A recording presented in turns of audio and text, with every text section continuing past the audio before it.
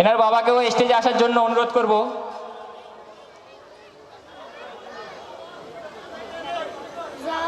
দুশো 57 দিনের মধ্যে 257 দিনে উপস্থিত হয়েছে, একদিনও অ্যাবসেন্ট হয়নি।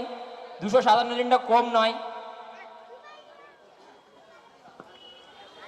আসসালামু আলাইকুম।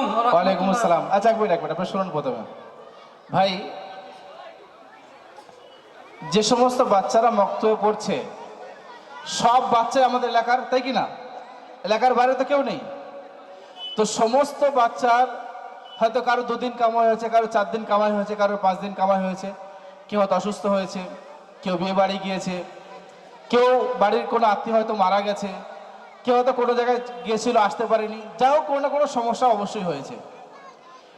তো এই যে ব্যক্তিটা আমাদের সম্মুখে দাঁড়িয়ে আছে, অর্থাৎ আপনি আমাদের ধ্যান দেবেন, পুরো বছরে কোনো না কোনো সমস্যা এনারও তো নিশ্চয়ই হয়েছে।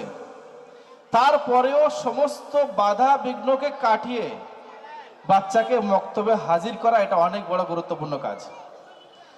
তো অসংখ্য শুকরিয়া, ধন্যবাদ। আচ্ছা, এই মেহনতটা কিভাবে করেছেন আপনি একটু বলুন। মেহনতটা আমাদের বহুত কষ্ট হয়েছে, কিন্তু কষ্ট হতে আমরা বাচ্চা আসতে চাইনি স্কুল থেকে, না আমরা নিয়ে এসেছি, নিয়ে এসে মক্তবে পাঠিয়েছি। বিয়ে বাড়ি গিয়েছি, সেখান থেকে মক্তবে পাঠিয়েছি। আমাদের বাড়িতে বিয়ে হয়েছে, সবাই আসেনি, আমার এই বাচ্চাকে আমরা পাঠিয়েছি। ভাই, এটা অনেক বড় কোরবানি, অনেক বড় মেহনত।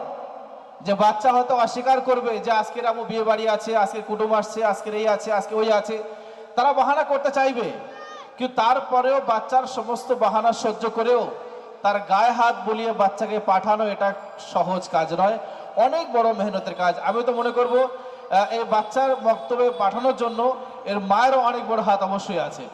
যদি সম্ভব হতো মায়ের একটা প্রাইজ দিলে খুব ভালো হতো, যদি সম্ভব হতো। তো